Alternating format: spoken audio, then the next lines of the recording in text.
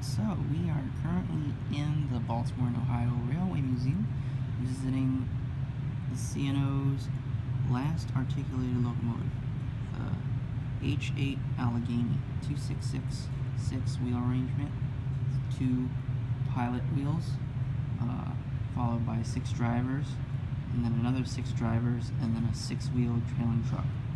So I would have liked to get a better front-end shot of the locomotive, but they currently have this wooden car parked in front of it, which is a little unfortunate, but is what it is. So we'll take a walk around and talk about this locomotive a little bit. So incidentally enough, this locomotive was introduced around the same time that Union Pacific's big boy locomotives were introduced. These locomotives came into being in 1941.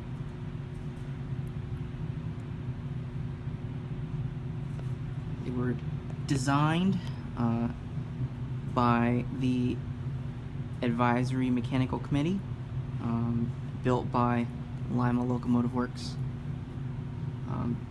Due to a bit of controversy during the design process, the first set of locomotives ended up extremely overweight.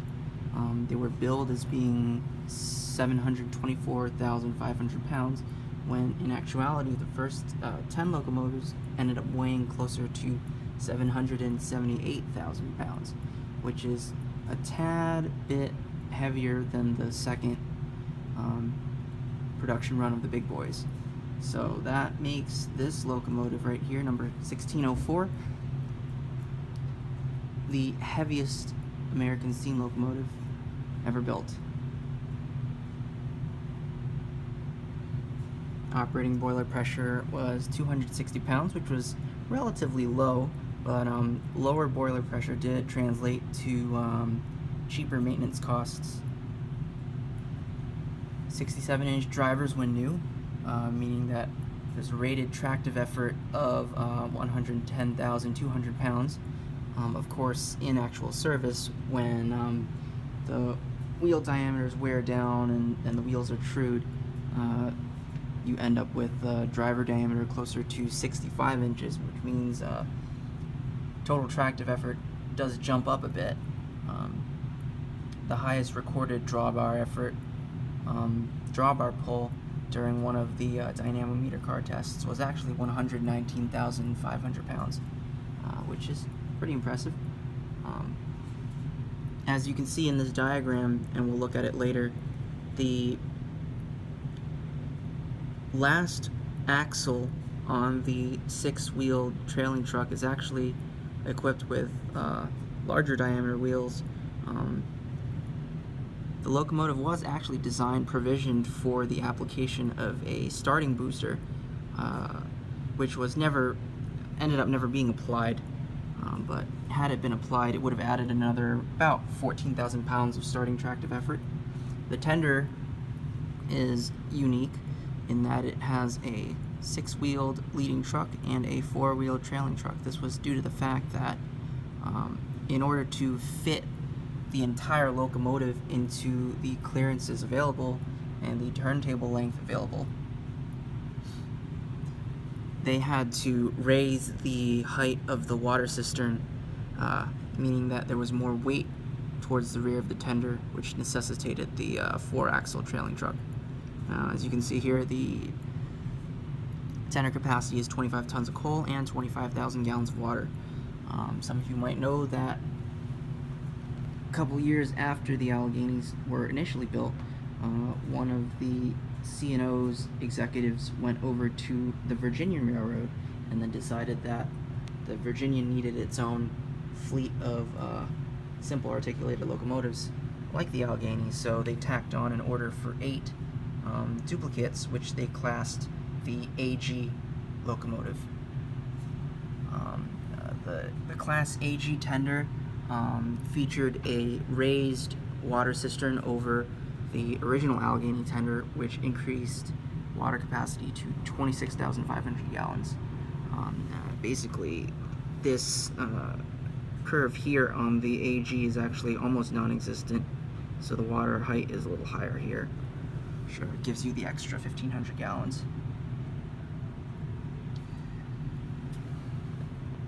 The Allegheny is billed by Lima Locomotive Works as its most advanced superpower steam locomotive.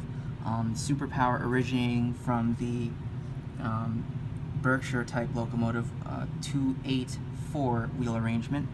The trailing the Firebox truck, enabling the Firebox to be completely behind the rearmost set of drivers, which increases grate space and therefore improves drafting and evaporative capabilities. This locomotive was indeed impressive. As you can see, the peak drawbar horsepower was recorded at just under 7,500 horsepower, which is the highest ever recorded drawbar horsepower rating for a locomotive of this type in service. In comparison, the Union Pacific Big Boys drawbar horsepower peak recording was just under 6,300, with average around 5,500 to 6,000. So here we have the first set of drivers. Up top you have a Nathan DV7 lubricator actuated off of the valve gear. Valve gear being a Baker type valve gear.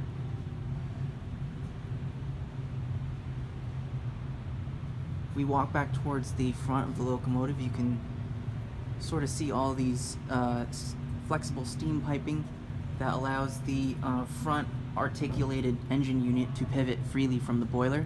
Look up top, you have the bell and the air compressor fittings.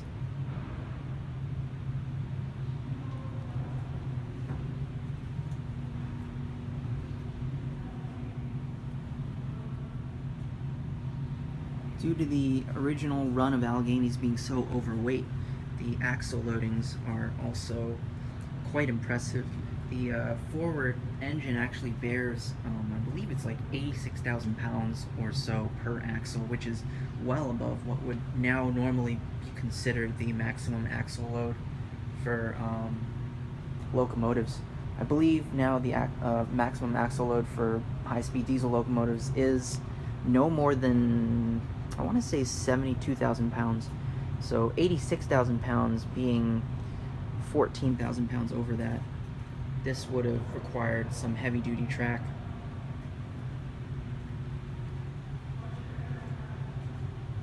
Drawbar horsepower, maximum drawbar horsepower on this locomotive was recorded at 46 miles an hour. But they could run up to 65, maybe 70 miles an hour with lighter train, such as a passenger train, which they did pull on occasion during the war. They would pull troop trains when the need arose. Alright, second set of drivers. Basically a duplicate from the front end. We walk back towards the massive Firebox in the six-wheel truck. Here you can see the ash pan. It's the reach rods for the Fireman side blowdown. It's all these, you can see it's gotten really dark on my screen, but all these oil lubrication lines fed off of those DV7 lubricators on the left side of the engine. So brake cylinder here. And this right here, if I'm not mistaken, that is the cold water pump for the Worthington Feedwater heater. I tried looking on this earlier, but I could not find the hot water pump on this locomotive, like you can sort of easily see on 844, so I'm not really sure actually where the hot water pump is located on this thing. You could try to follow this cold water pipe, but it doesn't really matter because that's going to end up in the smoke. It's going to come into the smoke box where the actual Worthington unit is. This is really not going to be helpful. Let's see. see, that might be the return pipe for the pump. If we can find the pump here. Yeah, the pump is probably in this mix of air compressors and whatnot. It could also possibly be, I don't think it would be inside the smoke box, because then that would be a maintenance nightmare. But it could possibly be down here, underneath the pilot. It's always a possibility. Alright, let's continue to walk back.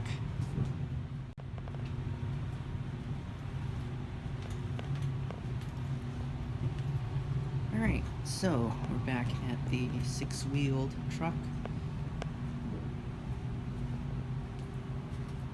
Now, the Worthington Feedwater pump that the Alleghenies were equipped with, if I'm not mistaken, I believe they were equipped with the size 6 1/2, or I think the first couple orders came with the 6 SA, and then as the later locomotives were built, they were equipped with the 6 1/2 SA. The 6 SA has a capacity of 12,000 gallons per hour, and the 6 1/2 SA is 14,000 gallons per hour. The live steam injector on the engineer's side, I believe, would have been around also 12,000 gallons an hour. So probably not going to be able to see this, but if we dip under here, and look underneath, I should have brought a flashlight. Give me 1 second. I need to turn on the light. Yeah, you still can't really see anything. That's okay. But if you look under here, I'll attach a photo after this little segment. You can see that there's a nice empty open space here with provisions for a booster unit, which was never actually used.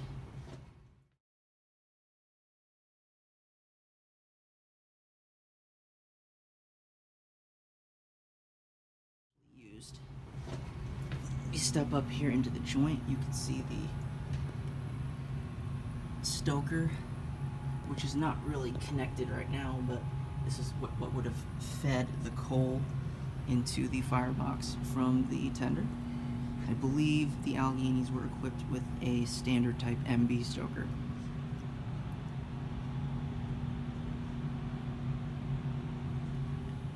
Alright, so we walk back towards the tender. Here's the first six-wheeled truck.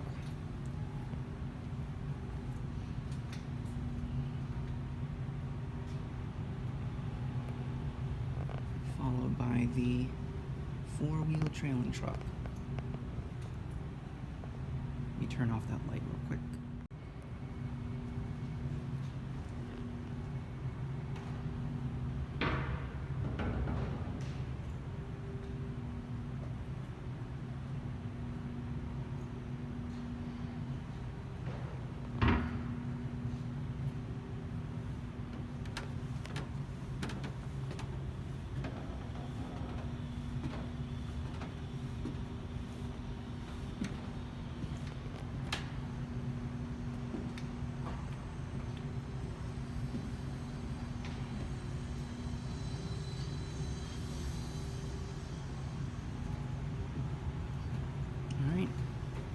Here's the cab. We will be heading back into this later once I finish the walk down of the engine. So here we are on the engineer's side. This is, I believe, the cylinder cock linkage. I can follow that rod back in when we go into the cab. Air tanks located on the roof of the boiler. As you can see, there's not really much room underneath the running boards for air tanks. Here you have the linkage for the engineer's side blowdown, and then this larger linkage here actuates the reverse gear mechanism, which just so happens to be an Alco reverse gear.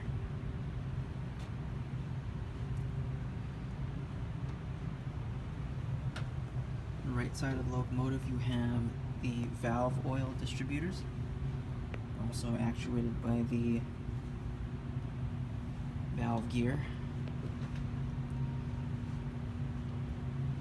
And here you have the giant steam distribution pipes coming off of the front of the locomotive. There's the front end throttle. Follow that linkage, it goes all the way back towards the cab.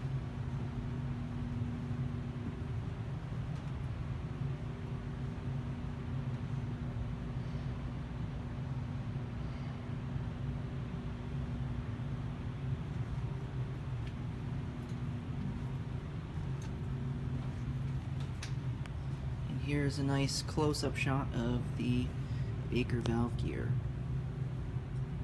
Here we have the yoke.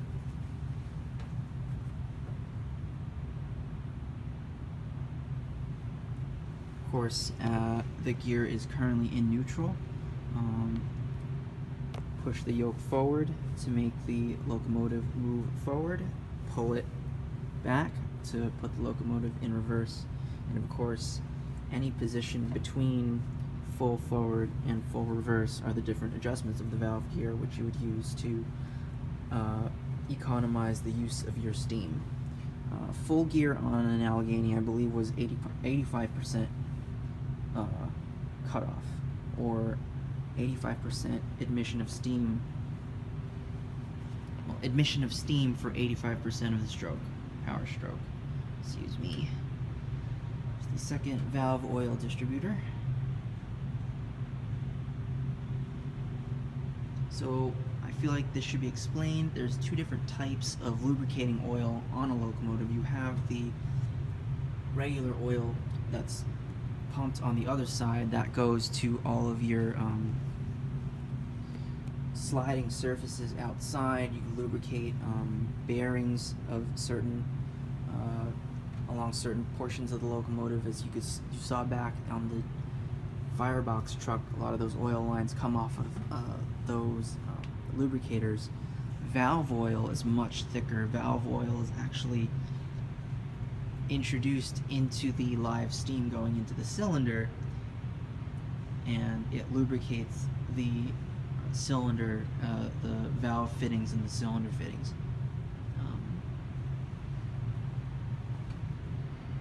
Valve oil is designed to withstand the high temperatures of superheated steam up to 650 degrees or so.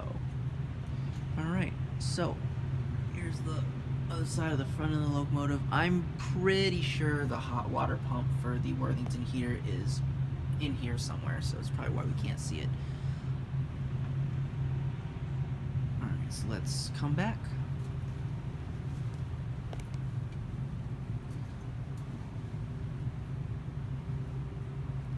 So the CNO basically purchased the Alleghenies for use in coal service. They were rated at a maximum of 14,500 tons, I believe, on level track in Ohio, which equates to about 160 cars of coal. Pretty impressive for a single locomotive. They would only really need a pusher when going up, I believe it was Limeville Hill or something like that.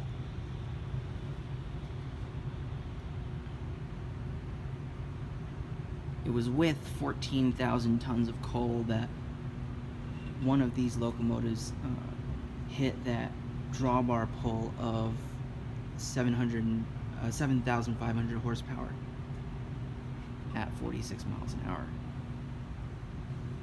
Alright, so why don't we step on inside the cab and take a look.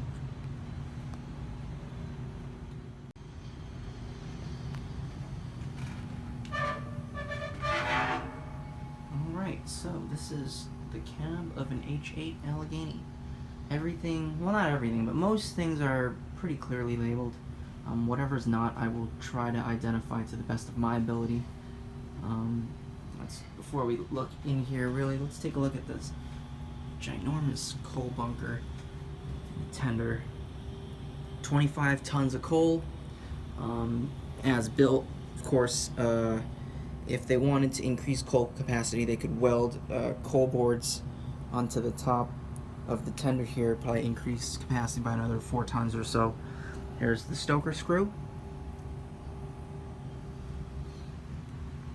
Turning around, we have our locomotive backhead. So on the left side you have your fireman's controls. On the right side, your engineer's controls. Let me drop off my bag so I can move a little bit more freely here. Locomotive comfortably seats 4. You have the fireman's seat, engineer's seat, and then you have jump seats for the brakeman and possibly a road foreman if they were to choose to ride along with you that day. Start off on the engineer's side. You have all the controls that you would need close by, ease of access. So we have our brake stand. You have your automatic train brakes. This is the release. You have lap, apply, and emergency.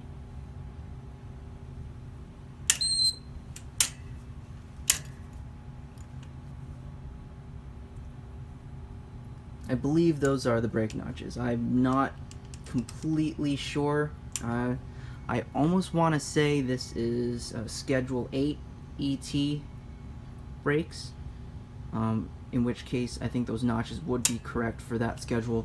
But I'm not completely positive. I gotta look that up again. If I'm wrong, I will mention something in the video description about it. So here you have the release notch. Train brakes are charged. Here's your brake gauges. It's a freight, so I believe these would be charged to 90 pounds per square inch. You may or may not be able to select the brake setting on the actual brake stand. You have a cutout valve here. I'm not really sure what this is. This possibly could be a selection between passenger and freight. Alright, so release. To make an application, which you would do, as with all manual lap brakes, you would take your brake handle and you would move it into the service zone. That would begin to reduce your brake pipe pressure. As brake pipe pressure comes down, your brake cylinder pressure comes up by a factor of 2.5. Once you have the application desired, you can move the brake handle back into lap to hold that brake application. I don't think these are graduated release. These are probably direct release brakes. So you can't actually graduate off. Once you go to release, you have to go all the way off. And then if you need to make a new application, you would make a new application. Pretty sure these are not graduated release.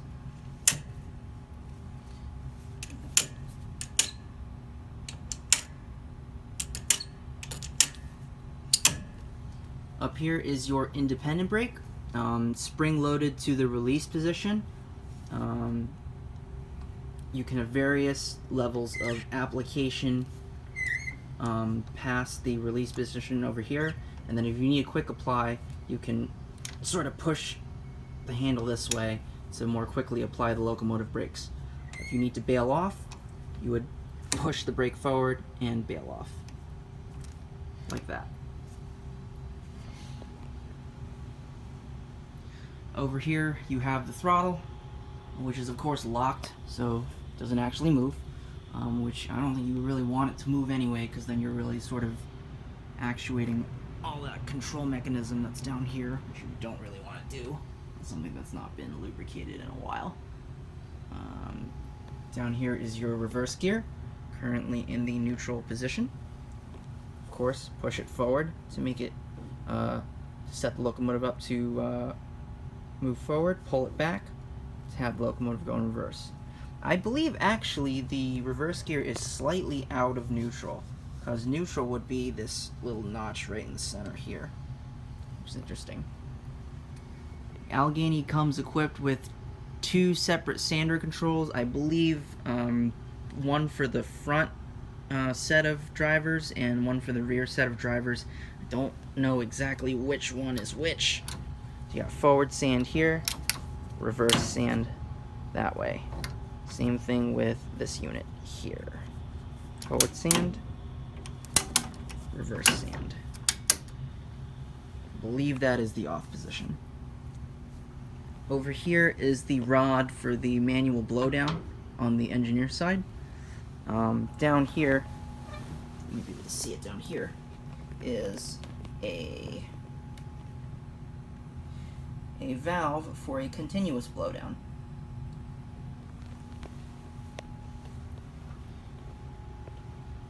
The bell is all the way up here, so push this forward to activate the bell, pull it back to shut it off.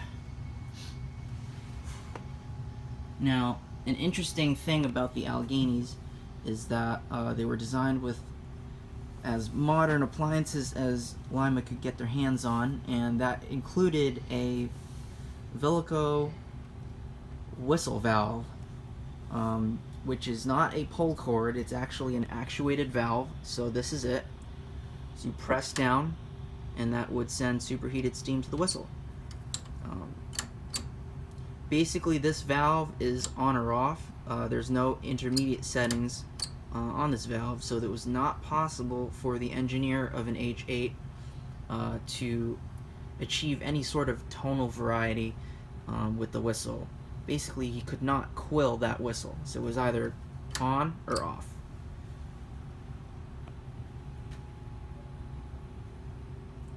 Right over here, you have this is the control for the Feedwater heater on the engineer side. You can see this reach rod goes all the way up to the fireman's corner. That is because both the fireman and the engineer had control over the Feedwater heater. So if I turn this, you'll see over there that the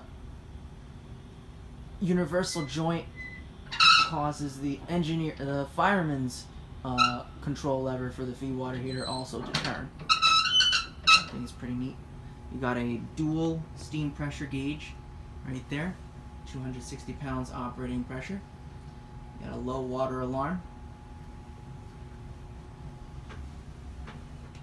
Up here is the engineer's sight glass. Maybe I should turn on my light. Can't really see that. There we go. There's your engineer's side water glass with the water column and the tri-cox for double checking your water glass. As Steve Lee says, you can't have that glass lie to you. You have to know how much water is in the boiler. So you would use these tri-cox to test the water glass to make sure that the water glass is accurate. Alright, right over here is the stamping for the crown sheet. This is the highest point, the top of the crown sheet, so the water in the boiler cannot fall below that line. The bottom of the sight glass, I don't know if you can really see it, is a bit higher. I believe it's, I want to say it's like maybe between 4 to 6 inches higher than the bottom of the than the line for the top of the crown sheet. If the water falls below the crown sheet will heat up and it will burst, and that is what causes a boiler explosion.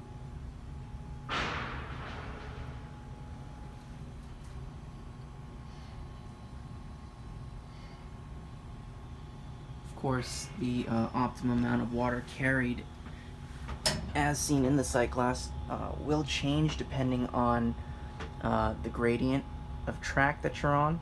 Also depends on the engineer and fireman operating the locomotive. Some engineers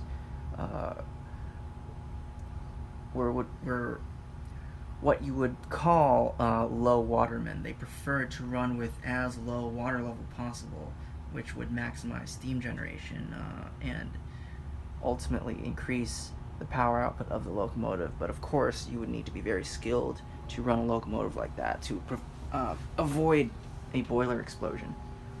Alright, so on top here you have several on-off controls that you would adjust when you were firing up the locomotive or shutting it down.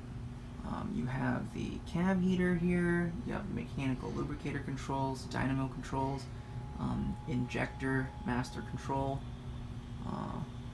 water glass, shut off, stoker jet, stoker engine, feedwater pump. Over here on this side you have the fireman's side water glass with the cutout cocks here. You have 3 gauges. You have the stoker engine pressure gauge. You have a steam heat gauge, which leads me to believe that 1604 was equipped with steam heat for passenger trains, which is nice. And then right over here you have the Worthington Feedwater pump gauge. Down here you have your stoker control jets, clearly labeled. Up here on the left you have your shared feedwater pump control valve, which of course, if I turn, as you can see, this union joint causes the other rod to turn as well.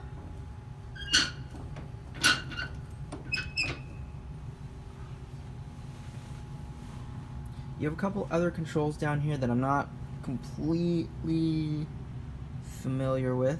So over here, this rod here is the fireman side blowdown.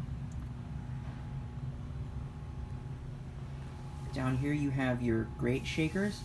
So as the locomotive is traveling along, you're going to need to actually shake those grates to cause the ash to fall out onto the ash pan to make sure that you're not inhibiting the draft in the firebox. Of course, in order to do that, the locomotive would be equipped with a shaker bar, which is not actually here, because there's no way you can actually grab onto these and actually move these. These require several hundred pounds of effort to really move. Maybe not that much, but enough that you would need an actual reach rod to give you more leverage on the bars.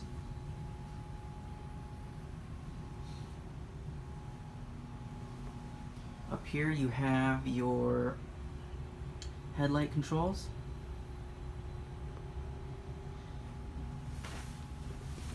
And down here is your live water injector. So it has several positions. You have a closed position, you have a priming position, and then you have a range in which you can regulate how much water is being injected into the boiler with the live injector. So to use this injector, you would move it from the closed position into the prime position until the injector itself was primed, and then you would move the injector over into the operating position, and from that operating position you could adjust how much water was being provided to the boiler via the live injector by using these teeth.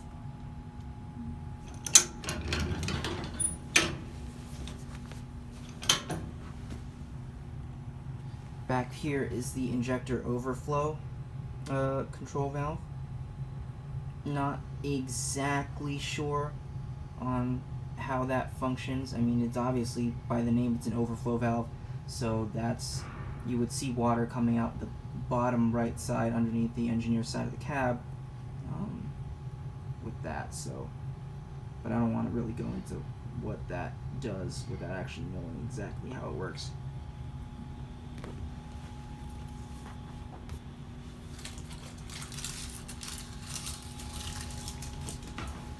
Alright, and let's see, we got, this is your cylinder cock control right here. And this is actually, what is RW? That is actually rail washer. So that connection out there that I pointed to earlier when we were walking down, this is the rail washer controls. So this would, if I'm not mistaken, apply some sort of jet of water to the rails to clean it off from like leaf residue or whatever during the fall seasons. Cylinder cocks, of course, open up the valves on the underside of the cylinder to blow out any accumulated water in the superheaters and the steam distribution pipes, because of course water does not compress and you don't want to blow a cylinder head off when starting.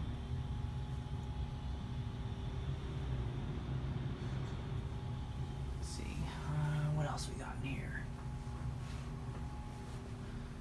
Here's your ventilation, state-of-the-art air conditioning back in the day. It's just a hole in the roof. As you can see, there's a reach rod hooked up to a metal gear and a track. So of course, over here, you could actually, that's how you would open and close your air conditioning. Yeah. So let's take a look inside this giant firebox. Ooh, gotta turn off that light, can't see. Alright, there we go, lights off. So as you can see, there is your stoker distributor. That's where the coal comes out, and you would have jets that would blow the coal into all corners of the firebox. As I said earlier, I believe the locomotive is equipped with a Type MB stoker, standard Type MB stoker. On the big boys, that stoker is capable of delivering 22,000 pounds or 11 tons of coal per hour. Now, keep in mind, the grade of coal that the Union Pacific used had a lower BTU rating than Eastern coal did, so the coal consumption on Allegheny would be probably a little bit less. I believe I've seen figures during tests of maybe about 7 tons an hour or so for maximum firing. So as you can see, if you look into the back, you can also see the thermic siphons. You got 3 of them. Basically, thermic siphons, their function is to add additional evaporative surface by taking advantage of the convection of the boiling water in the boiler and bringing it into the firebox and back up to the top of the crown sheet. These siphons increase the total amount of evaporative surface by a factor of several hundred square feet, depending on how many siphons are actually used. If we look back down here, you can actually see some of the grates, the ash grates, or whatever those are. There's some audio that I can activate here, and we'll just take a listen. Let's do a better job explaining what we're actually looking at, more than I would probably be able to. Looking down, you will see 135 square feet of grates, on which coal is burned at temperatures as high as 2,500 degrees Fahrenheit. Several grates have been removed from the back corners in order to see the ash pad, which hold the ashes that drop through the grates. The coal is spread evenly over the grates by the stoker distributor's 7 jets. The 3 siphon tubes located above the grates circulate the water through the firebox.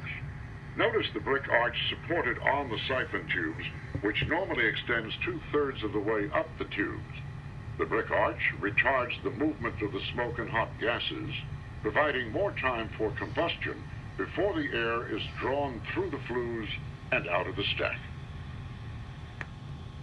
Alright, there you have it. Just step back here, you got your butterfly doors, which would be used by the firemen to check the state of the fire.